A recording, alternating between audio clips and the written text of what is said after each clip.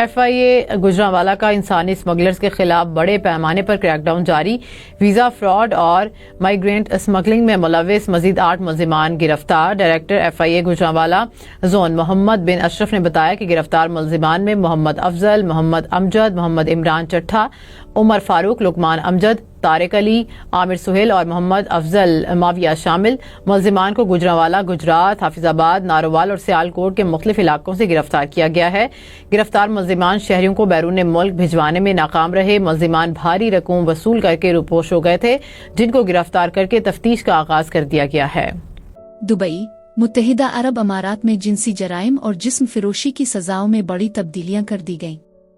متحدہ عرب امارات نے جنسی جرائم اور جسم فروشی کے حوالے سے سزاؤں میں اہم تبدیلیاں متعارف کرائی ہیں۔ یہ اصلاحات بچوں کی حفاظت اور عوامی تحفظ کے لیے کی گئی ہے۔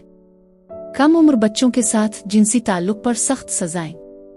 اماراتی نئے قوانین کے مطابق اگر کوئی بالغ شخص 18 سال سے کم عمر بچے کے ساتھ جنسی تعلق قائم کرتا ہے تو اسے کم از کم 10 سال قید اور 1 لاکھ درہم تقریباً 76 لاکھ پاکستانی روپے جرمانے کی سزا ملے گی۔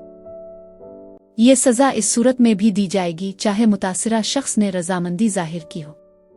تاہم اگر متاثرہ شخص 16 سال یا اس سے زیادہ عمر کا ہو تو پھر رضامندی کو بھی مد نظر رکھا جائے گا۔ اس کا مطلب یہ ہے کہ 16 سال سے زیادہ عمر کے نوجوانوں کو جنسی تعلق کے معاملے میں کچھ حد تک آزادی حاصل ہوگی، لیکن 18 سال سے کم عمر کے بچوں کی حفاظت کو انتہائی اہمیت دی جائے گی۔ جسم فروشی اور بدکاری کی ترغیب دینے والوں کے لیے سخت سزائیں۔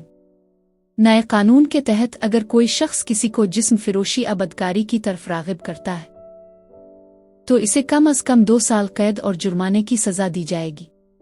اگر متاثرہ شخص 18 سال سے کم عمر کا ہو تو سزا میں اضافہ کیا جائے گا۔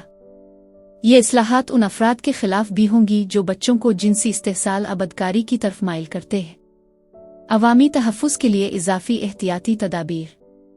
حکام کو یہ اختیار بھی دیا گیا ہے کہ وہ مجرم کی سزا مکمل ہونے کے بعد اضافی احتیاطی تدابیر نافذ کر سکیں تاکہ عوامی تحفظ یقینی بنایا جا سکے۔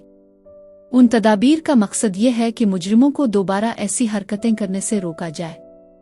قانون کا مقصد یہ تبدیلیاں اس بات کو یقینی بنانے کے لیے کی گئی ہیں کہ بچوں اور نوجوانوں کو جنسی استحصال، بدکاری اور دیگر جرائم سے بچایا جا سکے۔